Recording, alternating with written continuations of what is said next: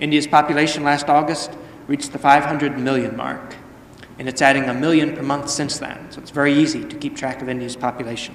Just add 1 million for each month. This is now at 7 months past August, and India's population is totaling 507 million. At this time next month, it will be 508 million. As we look ahead over the next 15 years,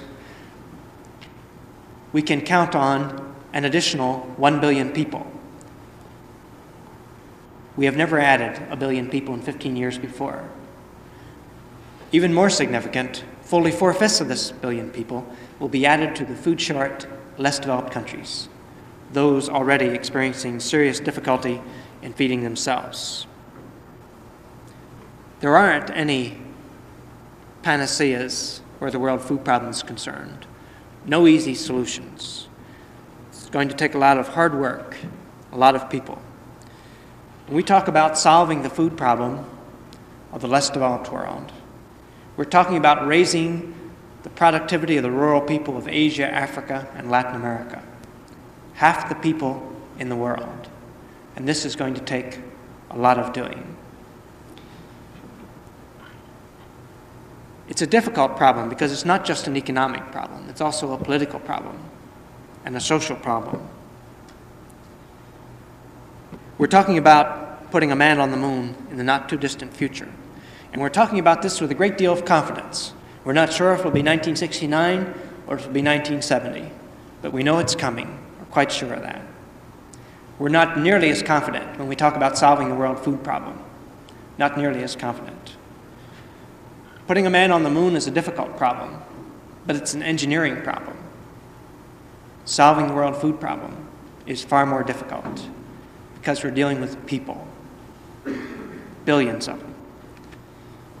This is why it's so difficult. Our policy in relating our food and food-producing know-how to the needs of the less developed countries is a simple one.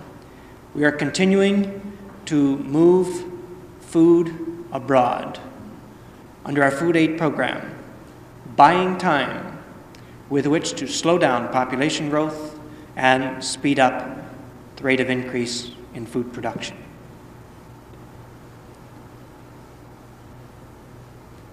In looking at the future and the growing gap, the food gap between the have countries and the have-not countries, I'm convinced that North American food and food-producing know-how will play a decisive role.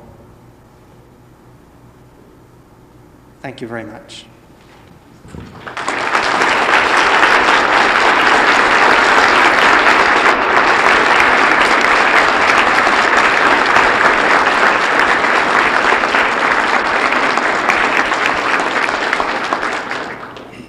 I think you will agree that our International Agricultural Development Service is in good hands.